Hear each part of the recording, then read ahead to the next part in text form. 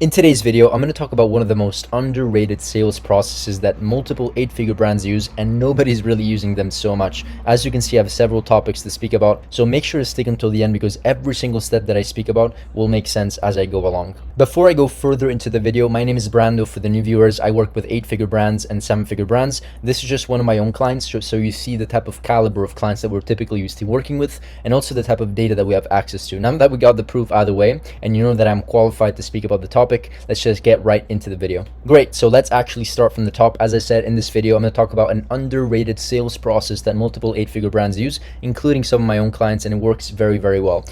Now, before I get into the strategy, we need to understand one simple, important thing that I've actually spoken about in also my other YouTube videos as well. We're in this era where as more we go on in time, and the more the skepticism increases. So as the more we go on in time, probably to 2030, 2040, 2050, and the more people are just going to be smarter and more skeptical about going through sales process, okay? So this needs to be an underlying factor as we start thinking about creative ways to differentiate our sales process compared to what people are typically used to seeing. And so this is what most brands do. They have a scripted ad that maybe sounds unnatural, right? Maybe a UGC ad, whatever that is, and then they go directly to a product page expecting people that, they already know that they want to buy the product. And sometimes we start selling to people forgetting that they're actually people and they're skeptical, right? And so this is where we have to start thinking creatively. And so what levers can we pull? Let me just read what I wrote over here. One of the main major levers that we need to pull is to make our entire sales process organic, raw, and most importantly, unbiased, okay? If we start pointing at fingers and saying, you do this, you need to buy this, you should buy this right now, or whatever that is, then we'll come across as very salesy and not really like natural, raw, real, authentic, and trustworthy. And so the best way across multiple different strategies, which I'm going to talk about in this video, is to leverage an unbiased sales process, essentially selling your product without really selling. And I'll explain that in just a second. As you can see here, all of these orange bars that you see over here horizontally, these are all like strategies and different ways that you can leverage to actually sell without selling in an unbiased, natural way to increased level of trustworthy and authority, okay? And so let me start with number one. This is one that we are leveraging right now. It's working very, very well for some of our own clients. And also, I noticed that it works very well by studying just the competition out there and what people are doing. Number one is leveraging an authoritative figure. As you can see, this is a brand that leverages a doctor, authoritative figure. And what this does is essentially it builds instant trust and credibility, as I write over here. It removes perceived bias from your sales pitch because the doctor is selling for you. It shortens the sales cycle because it's coming from an authority, and a bunch of other benefits that you can read. I'm not going to read them through. You can stop the video and read them through over here. Now, it's very, very kind of, what I like about this is that the doctor, as I said before, is selling for you on your behalf, and you're not like pointing fingers and saying, hey, you should try this, you should try this. But on the other side, you're selling through an authoritative figure. So this is just an example, just so we take a look, so you understand what type of ad that I'm talking about over here. So this is an example of a split ad where the left side is B-roll as a doctor talks, and the right side is the doctor going through some Q&As. Let's take a look. I'm 65 and I don't look like myself anymore. Do I need a facelift? Well, listen, as we age, there is a particular hormone that is converted to the aging hormone, to dihydrotestosterone or DHT. It gets even worse once you hit menopause because that balance. So basically, this is what, it's not active anymore, but it used to be. This is my subscription addiction is like a very multiple 8-figure brand. If not 9 figures, and they're using this level of strategy or an authority, leveraging a doctor to sell and really create a sales process that is unbiased, as I said before. So this is just an example to show you. Let's move on to the next strategy to leverage an unbiased sales process. Next thing is whitelisting ads, okay? I love whitelisting ads. Whitelisting essentially means when you leverage the authority and public profile of like an influencer in the space. Could still be a doctor, but maybe if you're into fitness, you go after like a Leslie from fitness, right? Who has a profile that is optimized for the fitness industry, right? She doesn't maybe have to be a personal trainer, but maybe an influencer that has maybe 20, 30, 50, 100,000 followers that is influential, and whatever she says, the followers kind of like resonate with and trust her. So once again, we're leveraging authority to sell our product. And what we do is that we partner with these creators, Peyton or Leslie, whatever the name of the creator is, and we ask them if we can promote and sell our ads and launch ads by using their profile, so that when people see an ad, it looks even more organic. And let me just read what I say here. Whitelisting is one of the best ways to decrease your cost per acquisition almost instantly. We've seen 10, 20, up to 30% lower cost per acquisition by using this strategy, by the way. And so it's a great strategy because the UGC videos seem a lot more unbiased and authentic. As I said before, everything needs to be raw, real, authentic. It has to come across as an organic post, not a paid ads post. And so this is how it looks like. This is your meta ads, your Instagram ads, and you're essentially connecting the profiles, the Facebook page of the creator and the Instagram page. All you have to do is go into your business manager and add their page. They're gonna accept, and then once they accept, you can use their pages to run your ads, and then they can go to your website, landing page, whatever you want. And so this is important because this strategy builds instant trust through a familiar, incredible source, as I said before, because this person is not just a random Leslie or Leslie, whatever her name is. It's a Leslie that does fitness, and my product is a fitness program or a fitness product. You get the point. So other things that it feels native and organic. I love when the ad doesn't actually feel like an ad. It's just another level of, of way to think about it, is that if you do ads and they don't actually feel like you're selling to people and people are being sold to, that's automatically a win. It also bypasses skepticism, as I say over here. It drives high engagement, and it combines influencer authority with direct response performance. Okay, essentially you're doing direct response marketing by leveraging an influencer authority. Okay, next thing that I want to talk about is undeniable proof through product demo. If you're showing a product, whether you're filming it from a founder perspective, whether it's a creator, whoever it could be, it doesn't matter. If your product, if you're able to demonstrate the demo, meaning that it's undeniable proof, unbiased proof, because people can see with their own eyes that the product is actually effective as advertised, then this is a great way to do it. You can do it with skincare by doing transformations, by having a storytelling. This is also one way to do it. This is like one of those ads. Let me just take off the video here. But essentially it's the audio, I meant to say, and this is basically an ad that works super well, because it's, in this case, they're selling like a turbojet, whatever that product is called, and it's a demo that it's actually working. This is another example, right? These are super raw and like unscripted videos, but it's a demo. You can do this with skincare, a hair care product, a product like this one, a demonstrational. You can do it for home decor, showing before and after. The demo sells, right? And so this is a great way to just do it for you. These are just other ads here. Let me go back to the diagram. So this is another way to do it. One other way, which I love, is customer transformational stories. Showing real people going through relatable transformations, and focus on emotional and lifestyle changes, not just the surface level results. That's what I said here. So what we like to do to create these types of ads is that we can do them in a couple ways. Number one is that we can do a UGC video that is just super raw, where the creator is just talking on camera and going through their personal experience. But what we like to do is leverage B-roll. So we like to collect B-roll of the current state versus the future state. What does that even mean? The current state is basically, in this case, we're selling a product that helps with like solving flappy arms or flabby arms. And so the current state is the woman that is 52-year-old Sally from New York, who is dealing with this flappy arm issue. And so this is the current state. So we ask for B-rolls that are basically showing this problem. And then the future state is the resolved version, so she doesn't have any flappy arms anymore. What we like to do, by the way, is we go here and we create like these required B-roll shots document. This is like a 30-page document for a client, but essentially what we do is that we ask for specific pieces of B-rolls.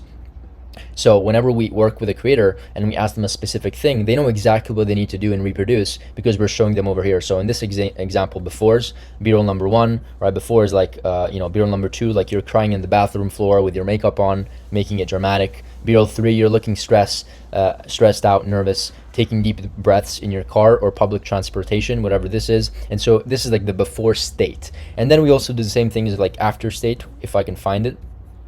Befores, they're still befores. We also have the after state, but we use this so that whenever we work with creators, it's super simple, because they know exactly what they need to reproduce. So once again, what we like to do, like to kind of like talk about the strategy here, this is how kind of like your storyboard should look like. You start with like a before and after with an avatar call out. So in this case, it's how Sally went from this to this, or how Sally went from feeling like a 9 out of 10, or sorry, a 3 out of 10 to a 9 out of 10 in 3 weeks, whatever. So it's a transformational story, which can also come across as unbiased if you do the editing quite well, or your scripting and your storyboard makes sense. So what we like to start with is the avatar call out, showing an instant before and after.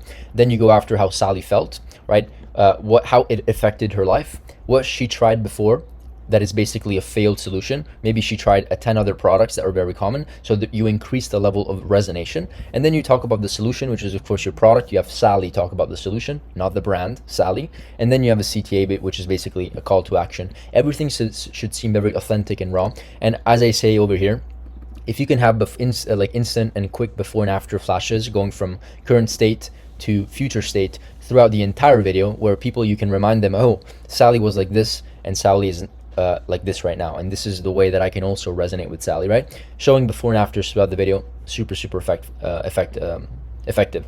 So next thing is educational based marketing. So teach first, sell later. And so position your offer, as I say here, within content that teaches or informs, not just sells, right? When people learn something valuable first, they're more open to your solution. An example here, why 95% of retinol products don't work and what to use instead. This is like a naturally introducing the solution to the problem that is stated in the advertorial. And so this brings me to essentially what I just said, leveraging listicles, advertorials, articles, 7 reasons why, or 7 best Korean face masks for soft doing skin in the UAE in 2024, whatever, 10 reasons why everyone is drinking this high protein. You get the point. So it's basically selling through information.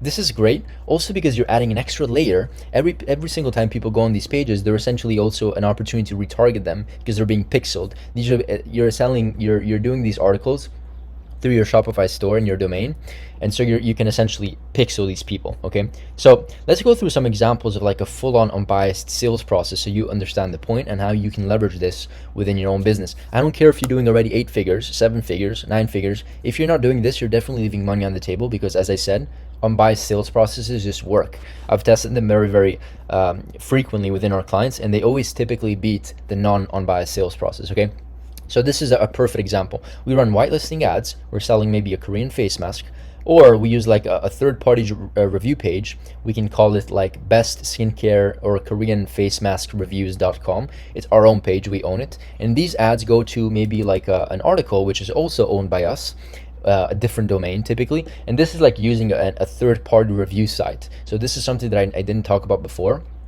but it's essentially a way to just have people go from like a whitelisting ad, which doesn't look and sound like an ad because it's coming from a creator, that goes to like an unbiased article, which is written by a review app or a review site called skincarereviews.com, which is owned by you. So when people go on this page, you can literally pixel them and retarget them. So this just looks very unbiased and very natural. And so I love this because it's not your website. People are not stupid. They see the domain and they see like, if it's the brand name, especially sophisticated buyers.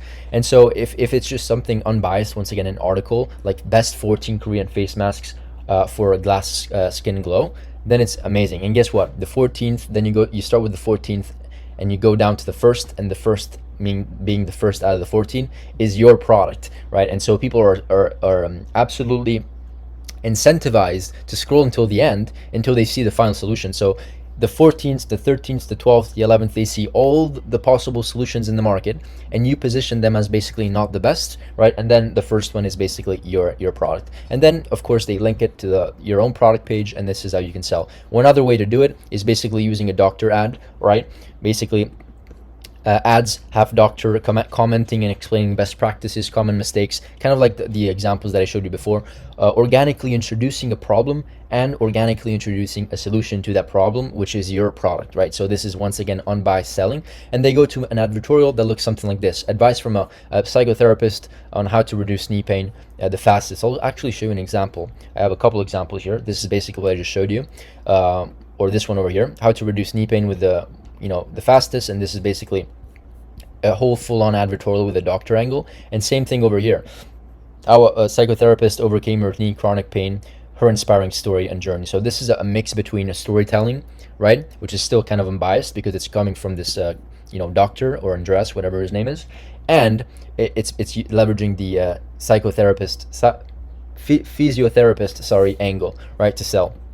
So this works very, very well. And by the way, this company does multiple 8 figures. Knee, they're very, very established. So once again, every strategy that we study are based on proof of concept. And then from here, of course, it goes to the offer. Now, what do I want to talk about here? The importance of crafting relatable ads to one main avatar. Yeah, so all of this hopefully makes sense. But if there's one cherry on top of the cake that you should leverage always, is as you build your sales processes, make sure make absolutely sure that the sales process is congruent to one specific avatar. Meaning, this is just a random example. If our avatar customer is a 35-year-old male that is single, ready to mingle, and is a skeptical type, and is looking for a girlfriend or a wife, whatever, likes to dress nice and smell great, loves to receive compliments, we take all of these things into consideration and we put them within our ads, right? Within our advertorial, within our offer, to continuously address and reassure the avatar customer. If we're selling to avatar customer 1, but we're also, like, our videos, our listicles, our sales process also talks about like 10 other pain points that are not related to avatar number 1, then the sales process is not as congruent and as natural. So in this example, the hook, because we know that, you know, this 35-year-old male avatar number 1 wants to get a girlfriend, maybe our first hook can be girl smelling at boyfriend armpits with a smile. And in this case, we're selling like a Dr. Squatch product, which is like, you know, a perfume or a scent, right? And so this is a perfect example. If we know that this type of avatar is skeptical, then we want to, in the body, touch on the skepticism by showing girl over the boy, going crazy, right? Or ingredients validation, if they're skeptical about the ingredients, right? So everything needs to be smooth, consistently smooth, by considering the avatar customer that we want to target. You might be asking, hey, but what if I have like 3 other avatar customers? Great, do the same thing, create multiple other funnels and sales processes specific to that avatar customer. Okay, that is it for this video. I hope this video was valuable. Let me know if you have any questions. If you are a new viewer and you don't know, I actually have this sheet, which is, by the way, I can talk about all these things, but if you don't track your results, if you don't track your ad hit rate, you don't track your scripts, what works and what doesn't, it doesn't really matter. You can do all these things, but it's not as effective. So what we do is that we have something called a command center, which looks something like this. You can get it for free. There's a link down below where we track all of our concepts, our tests, right? Every row is a test. We basically also have graphical representations. We have reporting sheets that look something like this. We have a creative concept sheet that looks something like this. I can go on and on. Just use it. It's like the exact same tracking sheet that we use to scale our own clients to multiple 8 figures. Get it. It's free. You have nothing to lose. And last but not least, if you are a brand doing at least $100,000 a month and you want an audit from us, feel free to book a link down below, a call down below. Click the link. It's going to bring you to a booking page. Choose the best time, and then you're going to probably hop in a call with me or one of my team members, and we can discuss the opportunity of potentially working together if you're, you know, looking to grow and get to that next level. That is it for this video, and hopefully see you on the call and definitely in the next video. Bye.